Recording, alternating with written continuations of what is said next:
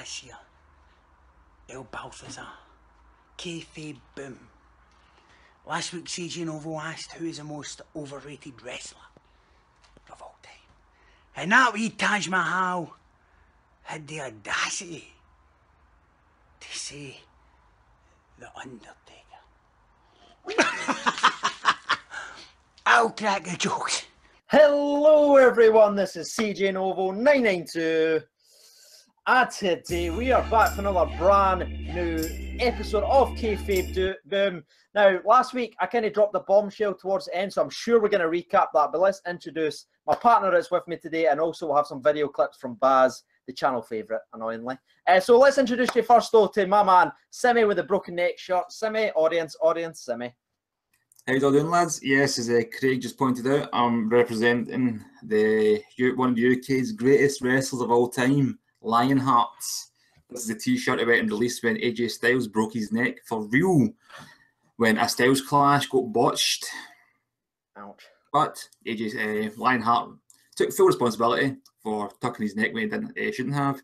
Recovered, and now he's better than ever. Incredible. Great story. I think that's one of the reasons why they've kind of downplayed that finisher as well, because I hear like Vince in the backstage, they do not like that finisher because it's meant to be too dangerous. That's why the flying elbow is now technically his real finisher, if you want. So that's one of the things we're going to talk about. But obviously, we're going to have a packed show today. We have that Roman Reigns absolute vicious promo with John Cena, and I'm sure we'll give it from one side from Simi, because Simi's a big Roman Reigns fan, and I'll try and play the opposite, and we'll sort of have fun with that one. We're going to obviously be talking about Simi's most overrated superstars and Bazzi's. He's setting his in. It should be interesting. I'm sure you will enjoy that. We're going to wrap up with the JBL storyline as well, that he's left to do charity work. Simi, he's left. It's like taking your dog to the farm. I think that's what's genuinely happened here. And we'll wrap up some other things, and I'm sure we'll have fun with the top 500 list. I know Simi's very excited about one person who's very, very high. I'm sure that'll get a bit heated as well. So if you do enjoy these videos, make sure you smash that like button and get involved in the comments below. But yeah, let's start off it right. Simi, I dropped Undertaker as the most overrated. I don't know if you, I don't know if you noticed last week or that. You never gave too much of a reaction. Water off a duck's back. Aye, yeah. You just... Did you see honestly, it was a fucking massacre in the comments. I never thought it was going to be quite bad like that. Not one person agreed with me. Not one. It was a bit crazy, let's be honest. Like, I thought I'd get like maybe one CJ fan that doesn't really like wrestling. Not even like the non-wrestling fans were like, what? You kind of just drop that. So I just kind of want to touch on that, explain myself, and then we're going to jump over to your most overrated superstar. So let's defend myself. I've been getting pelters all week. The reason that I said that Undertaker was the most overrated superstar of all time is I think he's got a pretty, like, I was never his biggest fan. When I was growing up, I was always watching The Rock and stuff like that. When Undertaker was kind of on, I was just kind of like, oh, it's just a wee bit boring. I know, sorry, Simi. Yes, he had these highlights. Obviously, I liked it when he came down with his motorcycle. But my memories of The Undertaker, maybe like the last 5 or 6 years, when you'd just see him at WrestleMania, like, he'd take ages to come down to the ring. I'll just get bored, and then he'd just go over people. Like, it lost a bit of its coolness, because you went, oh, Undertaker's winning. And then one of my favourite memories in recent history is when he actually lost to Brock. Everyone hated it. I was like, holy shit, something's actually happened there. And then obviously he went on to come back. I thought Bray Wyatt would have finished his career. I'd have liked that. But yeah, he kind of had sort of stumbling. There was always kind of botched mistakes in his last 4 or 5 matches. And I just felt like, because of his age and stuff like that, I just felt really bad for him, because it was like, they're getting this guy to jump outside the ring. It looks like he's fucking botching everything. Look at Simi's fucking raring to go. But yeah, that's just me. I just think him as maybe he just got boring to me. I'm sorry, fans. I'm sorry. Personally, it just got a little bit boring to me. Simi, I'm sure you've got some things to say about that one. I'm really glad Baz isn't here. But Simi, enjoy. I mean, Undertaker, yeah. I mean, Shawn Michaels gets called Mr. WrestleMania because he always puts on the main event. A main event match. Yeah. Regardless of where it is in the card, Undertaker is WrestleMania.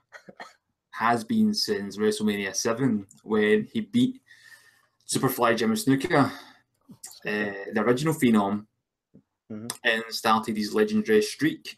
Now, Undertaker's in recent years, since I would say 2014, his match against Brock, you could see it was starting to go on the wind down. Exactly, yeah. I thought when he came back the year later, and fought Bray Wyatt, then fought Brock later on. He was looking a lot better than he had been in a long time. He's wrestling once a year at most, you know, and it's like a year's a long time. The older you get, and he can still put on a good match, but I think watching his match at WrestleMania this year against Roman Reigns, you could see it was an old gunslinger one last time type thing. And a lot of people were going absolutely apocalyptic and crazy that Roman Reigns dared to beat the Undertaker at WrestleMania. It made sense in story. You've got this young, strong, hungry talent fighting a guy in the twilight of his career. And they botches. Roman Reigns got to blame those botches, which was ridiculous. Oh, mate, didn't see that yet. I think it was it going for like a pile driver? That was the most cringiest. Oh, right. You know, Roman Reigns, it's ridiculous that Roman Reigns got to blame of that. And I'm not having to go to the Undertaker either because these things happen. You know what I mean? You've seen some of the best of all time have botches. That's what happened there. But it was quite sad to see because this was a guy you could clearly see was finally, after all this time, most likely past it. And he's still putting a good match, in my opinion. Yeah, that's just, you know, it's not like an attack on his character. I know how good it was. And even when he like put his stuff in the ring and that, even I got a wee bit emotional because I was like, fuck, I've watched this guy basically once a year all my life sort of thing. So it was kind of one of those things. I just think when people put him up there, it's like, oh, he's like the best of all time. And I think he like Ric Flair, I think he like Shawn Michaels, because they genuinely, like, maybe nowadays, I think maybe AJ Styles for always putting good matches on. But back then, I always think maybe the best of all time is probably Shawn Michaels because I kind of think he won really like bad match for Shawn. Maybe you can pull one out there, Simmy, but that's just, I don't think he's up at like Shawn Michaels' level in terms of best of all time in the ring. Like his character was fantastic. It's different how you can look at it. If you look at best of all time, you think of Shawn Michaels, he usually gets compared to being the most best in-ring performer. Yeah, that's it. Ric Flair, the best pro wrestler. Undertaker, the best all-rounder, had that enduring character that nobody else would have pulled off. I mean, you think back to when it debuted as a Survivor Series 1990, a zombie mortician. This was a cartoon character that should have died off in a couple of years. Persevered, and he kept reinventing it. Slight changes here and there to radical changes to the American Badass and stuff. He kept the character fresh for over 20 years.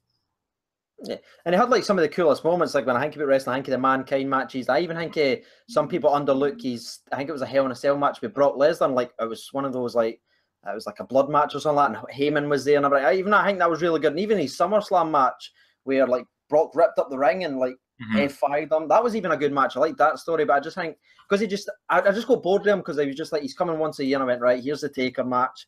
I feel really bad for him. I don't know what's going to go wrong this time and stuff like that. But yeah, that's. I just wanted to explain myself because I've been getting pelters. I mean, you've got he's kind of like his best match has probably been later in his career against Kurt Angle. I think that was at Backlash. Oh wow. Shawn Michaels at WrestleMania back to back. You know, two of the great matches, especially the first one. Yeah, when it was all white and one of them wasn't. Yeah, absolutely. The first ever Hell in a Cell. Undertaker and Shawn Michaels. Undertaker and Mankind, as you mentioned, Hell in a Cell. Undertaker and Mankind's feud through 1996 was ridiculous. You'd never seen anybody attack Undertaker like this, you know. And earlier than that, you've got like WrestleMania 8 versus Jake the Snake Roberts. It's a great match, you know. Yeah, I've seen that on Netflix. Yeah. The Undertaker gets DDT'd and just sits back up, and you're like, what? Because nobody else did stuff like that. There's so much investment in the character for early on. It's one I think it's incredible matches, great stories. Some of the stories have been pretty rubbish, let's be honest, as Barry mentioned last week, but no, I think it's a difficult one to say he's overrated by how much he's accomplished and how much he's done in and out the ring in terms of his character. Protected it well, has great matches, and he's what, 70 now, so So yeah, I might have been a wee bit wrong about that one, lads. But again, that was just my opinion. I was a short. I'd just been hanging about a long time. I just wanted to get you guys. Maybe you guys have sort of convinced me because I started watching more YouTube clips. Because you guys have been sending me all week, and I've seen some of these crazy hangs with like Triple H. Not even that was a sort of good run there against like the establishment. So yeah, there is times there, but I just necessarily thought like I just picture him as just botches and stuff like that. But if you dig in a wee bit deeper, you can sort of see how good he actually was. And yeah, that character, like it was always stuff Baz was talking about last week. It was like he went to heaven, he went, and I was like, I can't watch this, and it's too cheesy for me. But he had to just kind of suspend belief a wee bit. So that's kind of why I just say he was over it, because I just remember him always coming. I was really excited. I was like, yes. Then he's away again. And you're like, oh, okay. Bye, Dad. Exactly. Yeah, you're excited for him all year, and then the next day you're like, oh, I have to wait a whole year to see him again. Okay. So yeah, that was mine. That's mine all summed up and put in a bow. Simi, you want to give it yours? Then we'll jump over to the video Baz has prepared for us like a promo. I had a few that I kind of bounced a bit with name-wise, and it's basically quite harsh because I don't think they're a bad wrestler, so to speak. But I do think that in the last couple of years, they really pushed them in commentary and vignettes, and Nikki Bella. Oh, Bella. Total Bella. I was the biggest fan of the Bella twins, really. And in the last few years, Nikki Bella started to win me over. I thought, you know what, she's actually really improved as a wrestler. I thought her matches were pretty good. Then she got the belt, and she beat AJ's record, and they started calling her probably the best diva ever. And I'm like, okay, where's this coming from all of a sudden? I just felt like, obviously, they had investment in her, but I think she's only won the belt twice, and that second time was that big, massive. So why was she? I mean, you know what it's like with the belts, back and forth, back and forth, back and forth. So I was like, it just felt like even they didn't believe she was one of the best ever. But in the last year, decided to just push her like that, and I'm like, okay, I think she's that's why I think she's overrated. I think they doubled down on her for the end reasons. And she had the belt for like a year or something, or 300 a day. It was literally as soon as CM Punk left the company with his missus left with him at the WrestleMania, they were like, right, we need to get rid of this fucking AJ's record immediately. That's what it is. Nikki, you're our sort of golden child. You're in Total Bellas, you're in Total Divas or something that was called before that. You're our number one. Let's go break the record right away. You're in the star. We're pushing you to the moon. That's what it sort of was like, really, to be honest with you. That's what I always think about Bella. I think if AJ, like if the stuff we see in Punk and all the bitterness, I didn't think she would have bet AJ's record, if I'm being 100% honest with you. What do you think about that? Do you think she would have bet the record still? I don't. I think it was a total political move. Yeah. I'm just amazed that CM Punk still got his record. It's true, actually. Yeah. And they're probably holding that on because that's the last strand in case they ever want him to come back to save the house shows that can't sell it. They're like, we'll candidate that, right? Okay, we need CM Punk. We'll be like, oh, we'll give you WrestleMania or something like that. That's what they'll do to him. I was waiting for Ryback to like have it for 2 years or something. You know? Oh man, have you ever listened to his podcast? He's the most bitter human being on the entire planet. Ryback? Aye. Really? You never listened to it? No. Oh mate, he just goes off on everyone. Like, literally everyone. He's so vicious. He talks about how John Cena kept him down, how they weren't paying him enough money, and, like, CM Punk's overrated. He was just always complaining all the time, even when he was trying to do things with him. Like, whenever he would do a move, he would go to the back and he would tell on him and everything like that. Oh, he's vicious. You need to go and listen to some of that. Like, he's actually famed for it now. It's like, what do they call him? Bitterback or something like that? I think that's what they call him. Like, I'm not having a knock on her at all. In regards to that, it's just that if they're going to call her the best ever diva, she's not. To me, that's overrated. So that's why I'm picking Nikki Bella. I think the hype for her is a bit much in the end. Yeah, I think that's completely fair. Make sure we write down in the comments as well because we want to know your thoughts. Maybe not so much on Undertaker because I've heard it all week. So yeah, just react to Nikki Bella. Let's just ignore it. Like, we'll cut the Undertaker stuff out. We'll leave all that. You don't even need to worry about that. CJ Novo. I'll crack a joke. Nearly fucking choked on that there. The Undertaker is a 7-time recognised world champion. Held the tag team belts on 7 occasions. Won the Royal Rumble. Went 21-0 at WrestleMania. Beating the biggest names in wrestling. Hogan, Flair, The Rock, Stone Cold Steve Austin, Mankind, The Big Show, CM Punk, Triple H, and of course, Shawn Michaels and Bret Hart. He's fucking beating them all. You think he's overrated? Well, CJ Novo, I'm gonna tell you, you're fucking wrong. Not only are you wrong, Taker will eat your fucking soul if there's anything left. After me and Sammy get done with you. That's right. So do you want to know who really is the most overrated WWE or wrestling stars of all time? I'll tell you. Daniel Bryan, for starters. That cunt was fucking useless.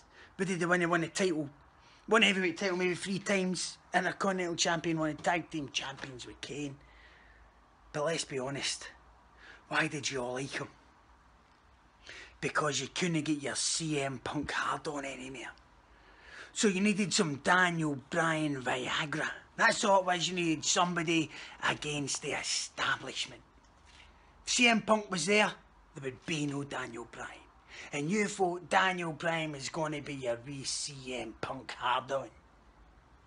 Well, he wasn't. But do you want to know who the biggest fraud was of all time? The biggest overrated superstar in wrestling history.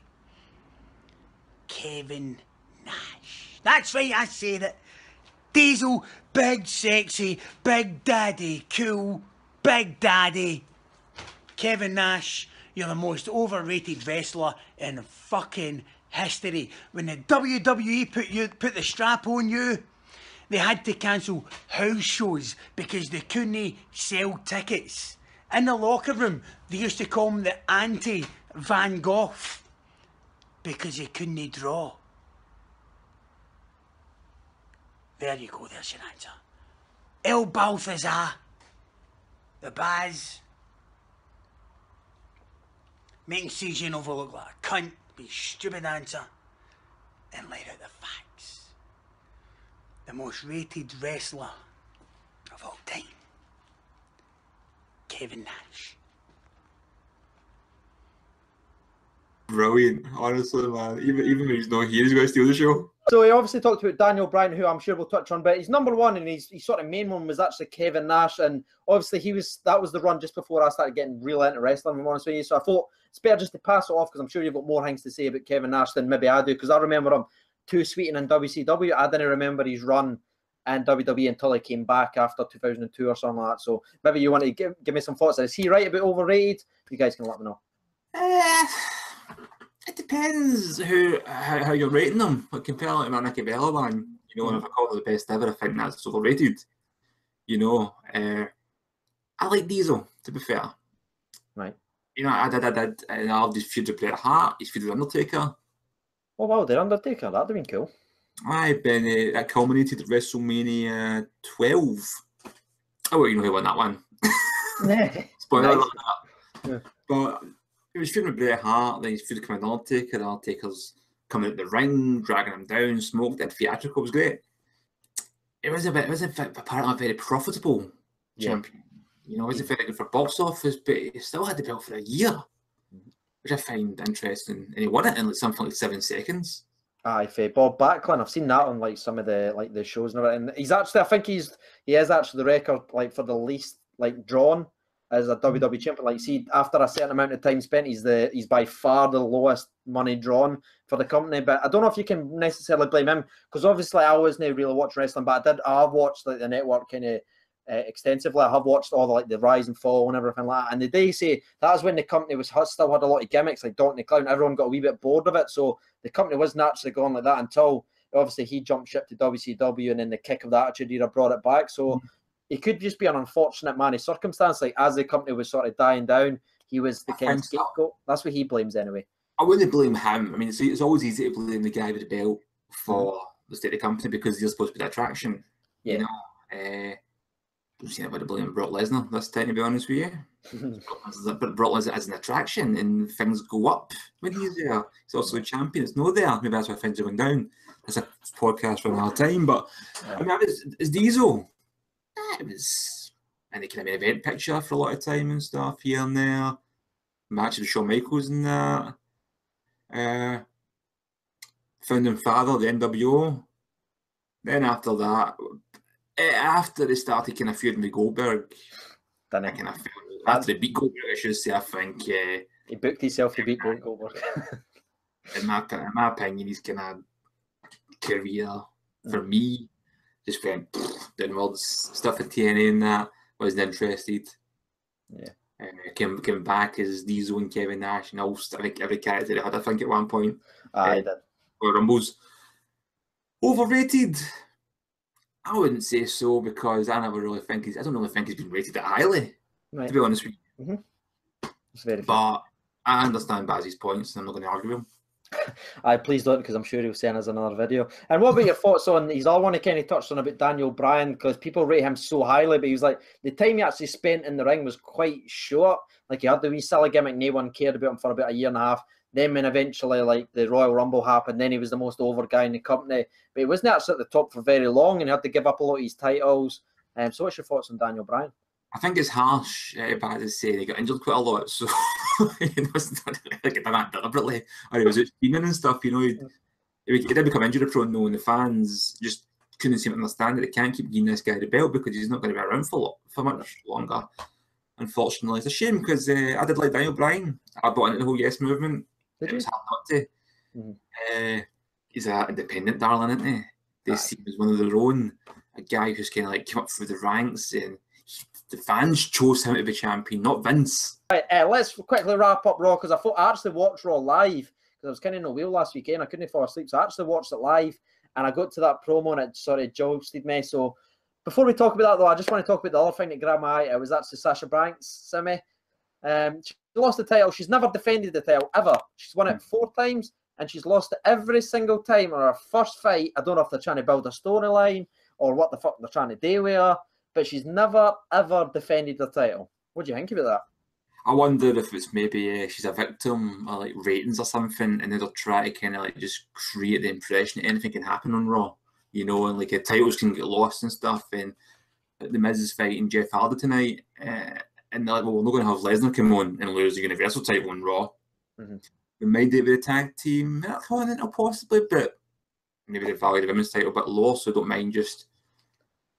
But it always seems to Sasha Banks, which I find really strange. It's a weird one. I don't know, maybe there's I doubt there's a long-term plan the way the writing seems to be these days, but maybe there's a long-term plan to kind of have her eventually snap and turn heel. Yeah, there's obviously that thing that everyone wants to see it, or Sasha versus Bayley, but obviously Bayley's hurt just now. Do you think, like, who do you think should be the champion just now? Because Alexa Bliss, who is obviously Missy Siege and over 92 in the future, some people didn't like her, some people like her. I think she's a very good heel. But Sasha's probably the most over superstar just now, because I feel like the fans are starting to turn on Bayley. She even got booed when she turned up the other day there, like as a wee vignette. And I was like, holy shit, they're turning on her, like. That's why you can't trust fans. But like, I would have kept it. I wouldn't have had Alexa Bliss lose the belt in the first place. You would have. SummerSlam, because she's a great heel. She's a great focal point for people to chase. Yeah. You know, and if it's like a Sasha Banks like that, who can get beat down and come back to fight her, or what'd you call her? Oh, Nia Jax. Yeah, I was actually going to speak about her. Yeah. Get her for life now. The idea of Nia Jax, I mean, you can get Alexa Bliss. She'll play her the snarky, arrogant heel to Sasha Banks, or the cowardly heel with somebody like Nia Jax. So I think it was so much you can do with her as champion, you know. And I'm quite happy with Alexa Bliss being champion. Yeah, me too. I think what you've got to do, though, see, when you have got a heel, you can't just have them losing all the time, because you've actually got to build some heel heat, like have them cheat to win and stuff like that. You can't just have them losing, then winning it back, and then you start to go, there's no much point here when she does these. Like, she's very good at, I think she's got very snarling promos, and I think she gets the crowd more into it, rather than just the happy-go-lucky or like the weird stuff that Naomi does in SmackDown, because when she does promos, the crowd's just kind of like, what? Like, Bliss has a reason for it. I think she's very, very good, like, on the mic. She's maybe not the best in the ring. I think maybe Sasha's obviously ahead of her in the ring, but I think they clash very well. And I'm expecting either Bayley to come back and win the title, and then Sasha will just snap, because maybe Bayley will start defending it, just like it used to. But I think that was the original plan, to be honest with you. I believe, like, Bayley was supposed to win it against Bliss, and then Sasha was supposed to turn. But now they've kind of flipped it, so now Nia Jax has turned on Bliss because Bayley's injured. Where do you see it going, like, with Nia Jax? Do you think she'll get the title on, or do you think she's just kind of like Tamina 2.0? I get that quite a lot. Tamina, like, she's just the big heavy. I didn't mean that because of their size. I mean, like, just the powerhouse. I think it'd be good. I think I can see. Here's what I can see happening there. Actually, I can see Nia Jax winning it. Bayley comes back, and Bayley with the plucky baby face to fight Nia Jax, but the crowd will have just turned by this point. They'll be cheering Nia Jax and booing Bayley. You know, Roman Reigns. So I think Nia Jax will win it, but I don't see her beating Alexa Bliss. Yeah. Ken, what annoys me about them two now, because they're very, very close friends. They post Instagrams. I don't know if you like follow them or anything. They're always posting things when they go shopping and everything like that. They travel with each other. Now, because they've split up, I can't recall Kayfabe Boom, but I really, really need them to stop posting like videos, laughing and joking, going to the supermarket with each other now that they've turned against each other. They've already started doing it. I'm like, someone needs to just go, come on, fuck. Just respect the business a wee bit. Just a wee tiny bit. Just have a wee bit of respect for it. I know what you mean. I remember seeing a picture Oberyn Martell in the mountain. The actors backstage just chilling out. I'm like, nah, man, kayfabe, lads, kayfabe. Kayfabe, keep it kayfabe. The last thing I'll say is I'd like maybe Nia Jax to win it eventually. Maybe not against Bliss, but then she goes on this tear, nobody can beat her. Then that's when Asuka comes up. Because I feel like Asuka's got to be pushed a wee bit now because she just beat Amber Moon and stuff like that. Again, now you're looking at NXT and you're like, who can really beat her now? Obviously, she's injured, so this would be the perfect opportunity because she's actually not got the title. So you don't need to worry about writing her out of the title. Maybe just have her show up to Raw because I think she's out for like 6 weeks or something. Maybe. So that could give them a wee bit of time to do a storyline and then have Asuka come back to NXT, but actually come back to Raw because I feel like that's the best of both worlds. You didn't have her losing the championship in NXT. She's still undefeated, and now she can come up to Raw. I think that's what I'd like to see anyway. So let's move on to the Roman Reigns versus John Cena. A lot of people's very one-sided and say John Cena buried Roman in the ring, but I thought Roman actually surprisingly came back with like that fake-ass bitch thing was quite funny, but then he went in to talk about that big shovel. When he talked about the shovel, I was like, oh, it's getting good now. So what was your thoughts first, and I'll tell you mine. I think people that are having a go Reigns for being buried, I've seen in that sense, is a bit harsh because Reigns, we all know, isn't really been getting a lot of time in the mic to be himself. He's getting a lot of kind of scripted promos which don't suit his character. No. Cena is one of the best guys on the mic, probably ever. I think he does have credit for it. But you know, Cena can go out there and silence crowds. Little shots, Cena sucks. He can go off script and bury people and bounce back with them. And you look back at his fuckonomic stuff; it was brilliant. He was one of my favourite superstars. See, during that period with that chain, like he would come out and just rip, like him and Kurt Angle, like the kind of story. That was fantastic, man. He was just ripping people apart, and it was hilarious, you know. And so a lot of people kind of forget since he went on Superman on people that Cena is good on the mic. He's really good, you know. And like Reigns was going to struggle to beat Cena or even hang with him. And he didn't win the battle. Cena won it. Cena was always going to win it. But who has bet Cena on the mic, to be honest? Maybe The Rock, you could maybe argue some of them. But even sometimes, I'm the biggest Rock fan. Sometimes Cena buried him. Like, see with that stuff with the promo, I was like, oh, fuck's The Rock. That's hard. I would say Ray's done really well considering who he was in the ring with. Them promos, you know. I thought the whole segment was absolutely brilliant because it was quite uncomfortable to watch at times. And fans can say you both suck or boo and who. Every fan in that arena was right there in the palm of John Cena and Roman Reigns' hands. Literally banging him out. Even Kurt Angle was into it. Like, as you saw Kurt, he was like, I love watching. There's somebody made a clip of all Kurt Angle's facial expressions, and he's like, and he's trying not to laugh sometimes. And I'm like, it's fucking brilliant. And you can tell Reigns got to Cena. Aye. Yeah, you saw it in Cena's eyes. Like, see with that shovel comment, he went, okay. And I feel like... I think Cena's a good actor. He's not that good. You know. The Marine. Absolutely. I loved it because it was one of those things that Cena kept doing. The time I thought was really, really harsh to see when Roman was thinking about what to say. Maybe he's trying to, like, maybe I think his son, he's been scripted to say, but he was like, nah. So he was like, maybe it doesn't fit. But then John's like, come on, kid, it's called a promo. You're going to need to learn to do this and everything. I was like, oh, yeah, fuck it. And he was like, see when Roman went, shut up, John. I was like, okay, it's getting real. And that's when I think Roman was like, fuck all the scripted shit. I want to start talking about the shovel. And to be fair, I'm John really, because I've been dying for someone to say that for a very long time to John, just off the mic. I thought maybe CM Punk would have, but he never did. But Cena actually handled it really, really well and was like, if you were doing your job, I wouldn't be here, blah, blah, blah. I was like, fair play, mate. Fair play indeed. So yeah, I absolutely loved it. Best segment since maybe the pipe bomb, CM Punk. Yeah, it was a good promo back and forth. Apparently the reason this feud is getting hurried up to No Mercy is Cena is going to go and do Transformers 19 or whatever one it is or something now. So the director and the insurance companies and that don't want him wrestling. Yeah. I think you said it last week actually, he's turning into The Rock. He is genuinely The Rock. Everything he criticised The Rock for, he's now doing. See if you look 10 years ago, like John Cena was the company man and that, like, he would always take digs. This is way before like The Rock ever retaliated or anything like that. He was constantly taking digs because that's when I started to turn on Cena. I was like, fuck up, man. Eh? He just kept going after him. Like, if he loved the business, he'd be here. He wouldn't do movies. I love wrestling. I'm never gonna leave this place if it's in a worse place than I've left it. I'm like, Cena, they can't sell at house shows. I just sent you a picture of the day. That was actually the third match for the main event, and there was about fucking 100 people there. That wasn't the first match of the show. That was the third match for the main event, and there's nobody there. That's brutal. Aye, and I'm like, if you're fucking off and if you care about the business, if you want to build it, help them, because you obviously put butts in seats. When they Ken Cena's going to be there, they buy tickets, like what Baz and you were saying, and like Wayne's love to see him. Like, they love to see him, and maybe because Cena's not getting advertised, they're like, well, we'll go then, because we didn't really care. So yeah, he's became everything a sort of real life dist. So it's quite funny. I hope somebody calls him out on that. I'd love to see what's going to happen tonight.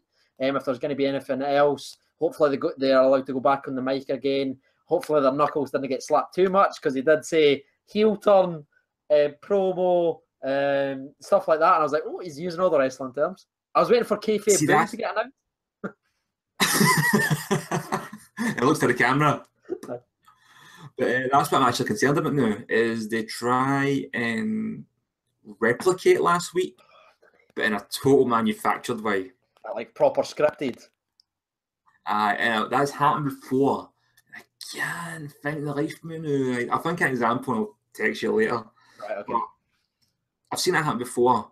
They've kind of caught lightning they've caught lightning in a bottle, lightning in a jar. And they're like, we'll do this again. Try and replicate it the week after that, and it's just no, it just doesn't seem, you're missing that intensity. Then it gets cheesy. Aye. Some people saying it was actually scripted. Some people saying it wasn't. But yeah, absolutely. The fact that people are discussing that says it all. I mean, for all we know, Roman Reigns and John Cena, the first thing they did was high five each other. Aye, when they went through the back, it didn't look like it. Didn't look like it, no. And that's the thing is with wrestling. Everybody knows it's a work. Kayfabe died, so to speak. It's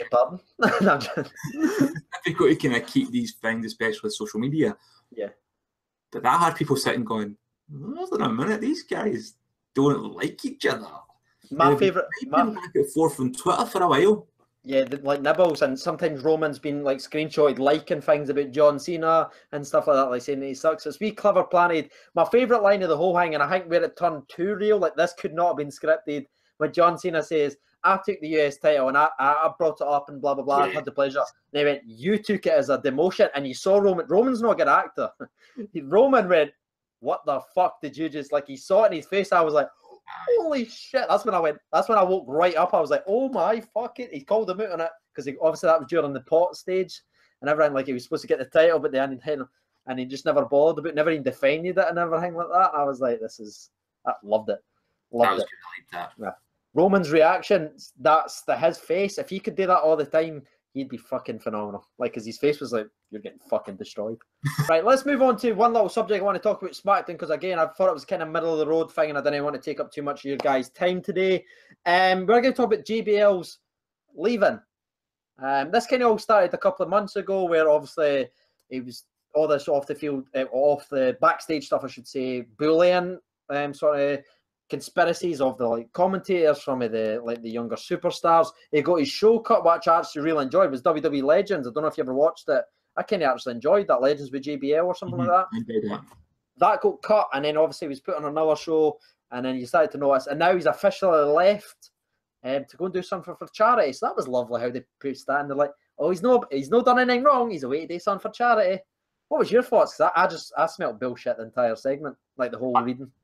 Me too. And the thing is, like, JBL, I follow JBL on Twitter, and he does do a lot of charity work. He's rugby stuff and all that. He does.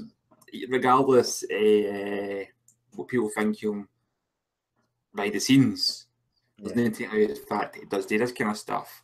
Does that excuse it? I'm not saying it does. You know, it's like it's well documented. So that's my thoughts on JBL. Who do you think's going to replace him? The three top runners is the English guy from NXT. I can't remember his name. That's it. Even William Regal's getting a wee bit of a flutter just now because they're trying to bring someone like kind of like for like sort of thing. I'd be quite surprised, but I'd like to see Regal back. But I don't see it. They are too synonymous with NXT just now, I would say. Yeah, because is he not the general manager at NXT? Yeah, that's right. He's doing really, really well in that role as well. And you've got Nigel McGuinness, who's very good in commentary. Yeah. NXT. He knows all the British guys and stuff like that, you know, so... I think he's the top for it, yeah. Maybe, I don't know, Dolph Ziggler. maybe that's his new role. He's going to do a CM Punk and try and take over like the commentary style first before he gets back into the ring. It'd be good as well. He's genuine. My one hang with Dolph Ziggler is how they're going to bury him on commentary. Like they're just not going to let him speak. Got his mic. Every time he goes to speak, there's just someone talks at him. Let's get to one of the things that I've been wanting to talk about all week since I actually saw it announced. Now, it is the PWI top 500 wrestlers of the year. If you don't know what it is, it's kind of like the Ballon d'Or for wrestlers kind of thing. I think that's fair to say, Simi. It's kind of like the big one that actually people care about. The other thing, and it actually means something. So there's quite surprising ones. Maybe some names you wouldn't have heard of. I've picked out a couple that I thought was ridiculous. But I'll pass over to you. Hello, everybody. Baz here. At El Balthazar. Sorry I couldn't join you on the Kayfabe Boom podcast this week. I'm currently working offshore, as you can see, with my lovely, excuse me, accommodation. Wankers. So, recently the Pro Wrestling Illustrated magazine brought out their brand new sort of ratings list. Who they think are the best wrestlers in the world. They do it every year. Now remember, this is just some prick's opinion and it works in a magazine. Do you know what I mean? It doesn't mean to say it's true and it doesn't mean to say that it's gospel. You know, this is their opinion. You're entitled to yours. Now I'm sure Craig and Simi are going to touch on the list in some detail, so I'm not going to go into all the obvious stuff that I'm sure they're going to speak about. I'm just going to pick on a couple of things. Roman Reigns down from first position to number 4. How he got to number 1 in the first place baffles me. Right, as we know, he's running about with a big boss man's clothes on. The guy's been dead for years. Jamie Noble's goatee beard. He's got Bret Hart's hair, The Rock's tattoo. He's still George St. Pierre's Superman punch, Edge's spear, fucking Goldberg spear, the Goa, however. Anyway, we covered that. So that's my take on him. But which is even more baffling than that is the Miz. How the fuck did the Miz get to the 10th position? The guy's IC champion. He's not even defending it on pay-per-views. Not even got him on pay-per-views. So that just goes to show that the WWE management think the same way I think about him. Fucking useless. He can cut a good promo. He gets he's a cracking heel. He's probably never had a bad match in his life. Still, 10th. Come on. Brock Lesnar, 25th. The guy's been basically ripping the place a new arsehole for the past year. People like Bobby Lashley and Samoa Joe are ranked higher than them. Doesn't make sense. But you know what I learned about this list? Kane, even though he's no wrestled, in fact he's retired and he's still ranked higher than R-Truth. He was born in Spain. Did you know that? I didn't know that. Kane was born in Spain. It turns out his parents were military folk. He was born in a US base in Spain. But biggest surprise to me, and I'm pleased about this, is Bobby Roode. Bobby Roode now ranked 9th, up from 70th. That's some jump. That's testament to the hard work he's done over the past year at NXT. You know, he was fucking kicking ass down there, TNA, then come up to NXT, and it's good to see him finally in the big leagues. And that number 9th ranking, I'm sure is going to go up. He's just going, look at the size of my nose. Fucking nose looks massive, man. Anyway, that covers the Pro Wrestling Illustrated brand new list. I look forward to seeing you all in a few weeks when I'm back. I look forward to back in the podcast. Hope Simi and Craig are looking after you, treating you well. But I'm going to go and relax, watch some television. Got any of your favourites? Who should be there? Who shouldn't be there? I didn't look at the whole list, to be fair, because 500 people and I kind of just skimmed through it. You know, it was a bit much. So I've not had a chance to probably look at it and see if any of my kind of favourite indie guys from like Scotland are in it, you know. But looking at the top 10, I didn't have too much in the way of gripes with it. I was surprised maybe that no Seth Rollins. That's where I was going to go right away, but I'll let you carry on with it. But at the same time, I suppose, has he had a great year? That's debatable. Oh, true, actually. Because you think it's a calendar year, it's not just overall ability. He was injured for a lot of it. Well, Kayfabe injured at times as well. Had a good feud with Triple H. She's done. I noticed. I thought his name was noticeable by its absence in the top 10, but I don't think it's so controversial. It wasn't in it.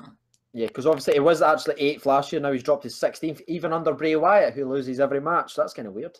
The one problem I've got in the top 10, because there is actually 2 problems, but I'm going to start off with number 8, and it's Dean Ambrose. I just didn't rate him at all. I'm sorry, I just didn't get it. I think his matches are boring. His promos are terrible. Like, he's kind of this kind of laid back, kind of like his hair receding, and it's awkward now because you can see it. He's just terrible in the ring. Like, his finisher's shit. I'm just kind of going off with Dean Ambrose a wee bit there, but again, ahead of Bobby Roode, ahead of The Miz after the year The Miz had. I find it interesting that he's ahead of special. I don't really mind Dean Ambrose being in the top 10. You know, I'm a big fan of Dean Ambrose, although he's had a shite year. I don't think he's had the best year, really, but ahead of The Miz, oh, come on, The Miz has had a great year. Ken, the only thing that might have him in the top 10, and I should address it because I feel like it'll be in the comments, is he's won the Grand Slam this year. But it's been such an underwhelming Grand Slam.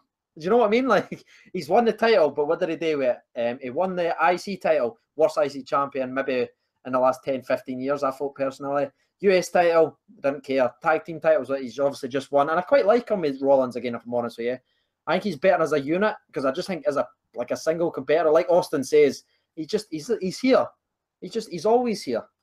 I think they keep him there because the building much better kind of Olympic fringe and they don't do much with it. They keep making him goofy. Aye. They make him kind of dangerous. And that's not his fault. Aye.